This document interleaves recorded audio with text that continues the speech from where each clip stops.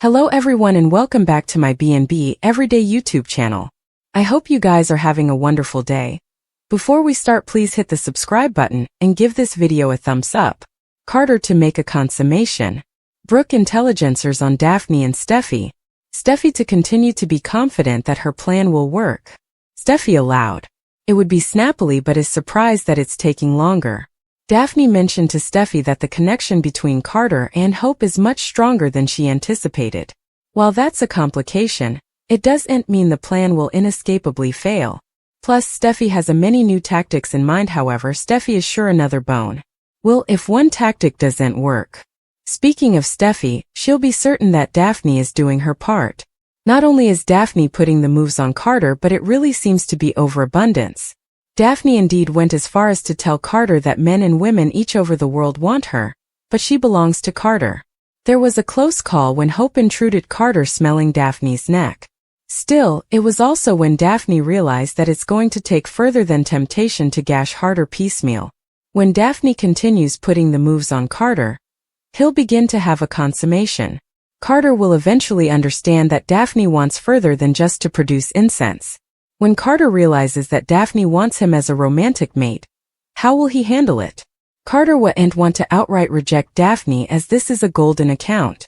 At the same time, Carter will want to draw some boundaries. Daphne and Steffy will meet to bandy the rearmost developments. Still, Brooke ends up eavesdropping part of Daphne and Steffy's discussion. With a print showing Brooke seeing Daphne and Carter work a bit too nearly together, what will the Forrester Creations CEO do? Hope has formerly walked in on an intimate moment between Carter and Daphne. While they weren't engaged in passion, Carter was smelling Daphne's neck. Still, that had to make Hope wonder if there was commodity about to be with her new man. So when Brooke tells Hope everything she's seen and heard, what will be the youthful woman's coming move? Effects aren't looking so great for Brooke and Ridge. It sounded like just a hot nanosecond ago that the two were promising each other that their relationship was endless, and now their future is looking relatively different. Brooke really doesn't feel to grasp how betrayed he's feeling indeed, though Ridge keeps telling her.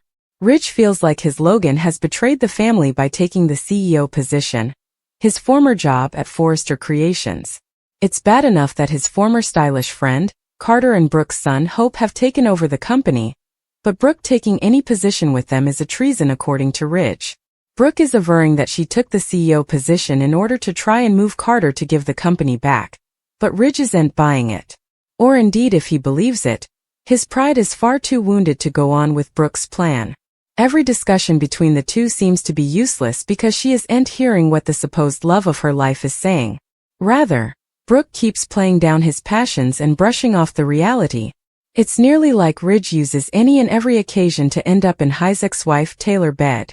This time around might be a new record, because Ridge and Taylor started to rebuild a future together in under 72 hours of Brooke's treason.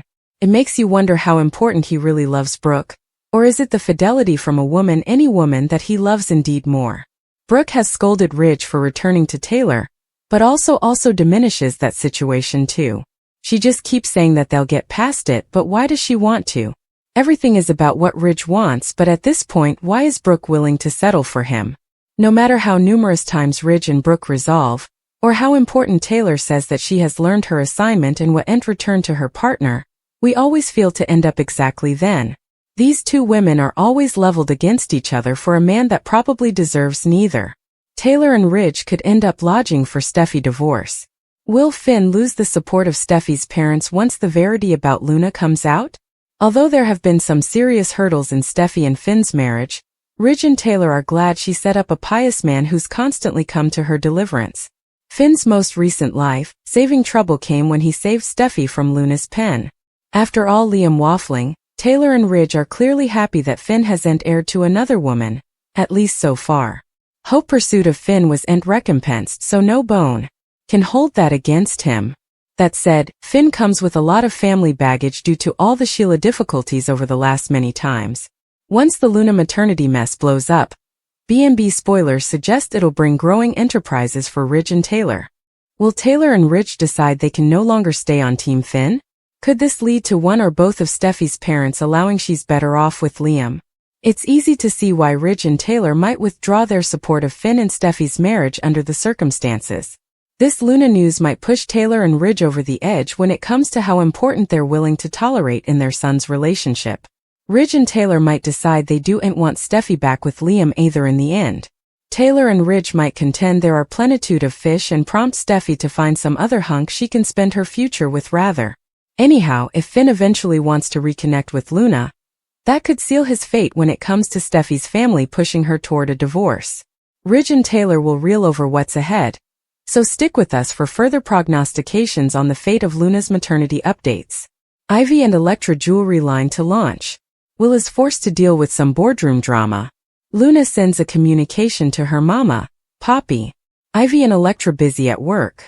It's about time for Ivy and Elektra's jewelry line to officially launch. Now that Remy is behind bars, Elektra wouldn't sweat being in the limelight or featured on social media.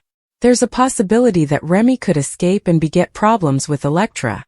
Still, it seems more likely that Luna ends up doing commodity, especially since Luna eavesdropped that Bill will be fumbling with Liam this weekend. While Bill is gone, could Luna make a bold move? Perhaps to get near to Will? Speaking of Will, he has plenitude of drama at Forrester Creations. With Carter shaking effects up formerly again, what does the company's unborn look like? Luna will have a special request for Bill. Luna knows that she can't have contact with anyone but Bill while on house arrest. Still, Luna does want to shoot some kind of communication to Poppy. Luna asks Bill for his help in doing so. Perhaps Luna writes a letter, which Bill mails for Luna. Speaking of Poppy, she'll issue a plea to Bill. Perhaps Poppy wants Bill's help in getting answers about Luna going missing at captivity. Finn will have a big decision to make. In a daily exercise clip, it appears Finn is ready to tell Steffy the verity about Luna. Still, Poppy begs Finn formally again to keep their secret. So that sounds like Finn ends up not telling Steffy the verity about Luna. At Forrester Creations, Daphne will keep tempting and luring Carter. A print shows Brooke observing on Daphne as she gets way too close with Carter. Carter wants Hope to apologize to Ridge and Steffy.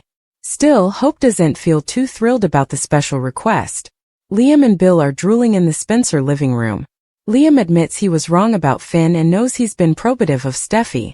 Bill notes occasionally everyone misjudges folks. Liam is kindly taken suddenly by Bill's statement but continues by saying Finn was also right about his psychopath kinsman Luna. As the two men speak, Luna is hearkening in. Finn and Steffy are drooling at the sand house. She wants to celebrate but not until he shares his news. She promises whatever the news they will handle it together. Lee, Poppy and Jack continue their discussion at the sanitarium. Jack insists nothing happened between him and Poppy. Lee reminds him that Poppy was living in their house when she got pregnant. She looks at her family and reminds her how she used to parade around the house. Poppy, like Jack, says they no way touched each other. Lee inquires who Luna's father could conceivably be. Jack again says he'd no way touch Lee's family. Lee isn't trying to hear what he's saying as she remembers she was constantly at work, paying the bills for the family. Poppy aimlessly showed up on her doorstep, leaving her family, hubby and child alone together every night. Jack reminds Lee he was also constantly at work trying to start his law practice. Lee is a canine with a bone and Jack says she sounds insane as her allegations are crazy. Lee notes they will have the results of the maternity test veritably soon.